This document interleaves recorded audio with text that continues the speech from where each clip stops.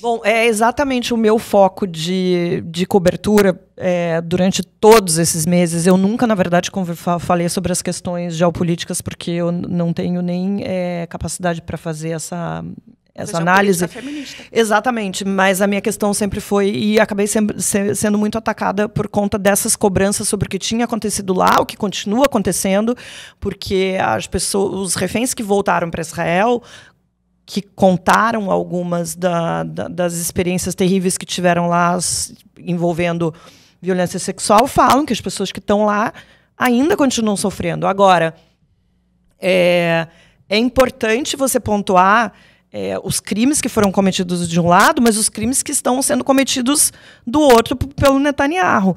Você acha, por exemplo, é uma coisa que vem sendo discutida, se ele cai do poder por alguma razão, ou porque seja preso, ou porque, enfim, aconteça um milagre e faça uma mudança nesse governo,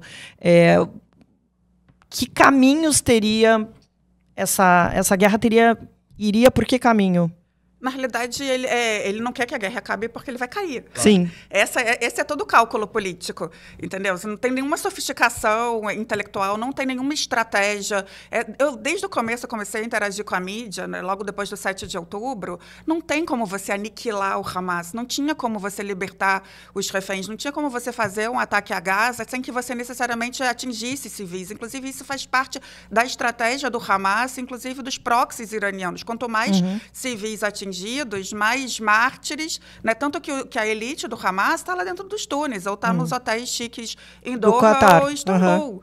Né? A gente não pode perder de vista que a Turquia também é aliada. Bom, nesse sentido, eles já ganharam a guerra, né? Nesse sentido, eles já ganharam a guerra, e nesse sentido, eu interpreto que o Irã, no primeiro momento, ganhou a guerra né, enfim, quando você pensa conjuntamente, os Houthis, né, em termos regionais, está cada vez mais difícil para os Estados Unidos a manutenção no Oriente Médio e, sobretudo, os países do Golfo. A gente está falando de geopolítica aqui, né? O alvo principal, a Arábia Saudita, os Emirados, Israel, é menor. Né? Mas, enfim, nem sei porque eu dei essa viajada aqui. Mas a grande questão do Bibi é essa, quer dizer, ele podia estar negociando a libertação dos reféns. Ele está rifando os reféns, porque ele sabe que se libertar os reféns que sobram, acaba a guerra. Que é um dos pontos de grande protesto da sociedade israelense. Exatamente. Essa falta de negociação em relação aos reféns que continuam lá. Exatamente. São 128 hoje em dia, mas, na verdade, não se sabe quantos estão vivos ainda, né? 30 vivos são muitos, e muitos binacionais, inclusive tem um brasileiro, ninguém fala. Ninguém fala do...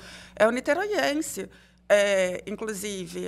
Então, mas assim, isso é tudo para dizer que o Bibi Netanyahu está aliado com o governo mais extrema-direita da história israelense, né, com ministros do porte do Ben-Gvir e dos Smotrich, que para eles não tem, eles querem repopular Gaza, eles querem recolonizar, eles são extrema-direita. Mas eu queria perguntar, assim, porque a política de Gaza parece uma política de extermínio e de anexação.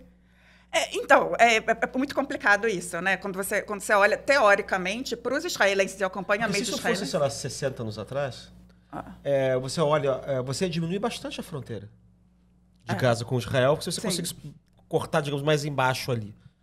Né? O que eles estão querendo fazer, então, com essa política de massacre total?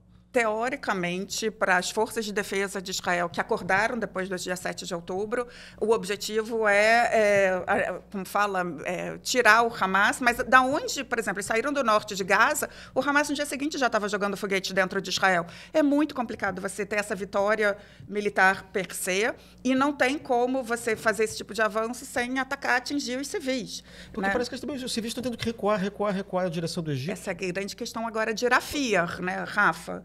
Que é outra questão, que para o Bibi ele diz que isso que é necessário. É fato, eles estão achando os túneis. Da onde entra parte desse armamento e muita coisa para o Hamas? Via esses túneis que adentram a fronteira com o Egito. Mas isso é muito complicado. Vão morrer mais civis, o Bibi não está preocupado.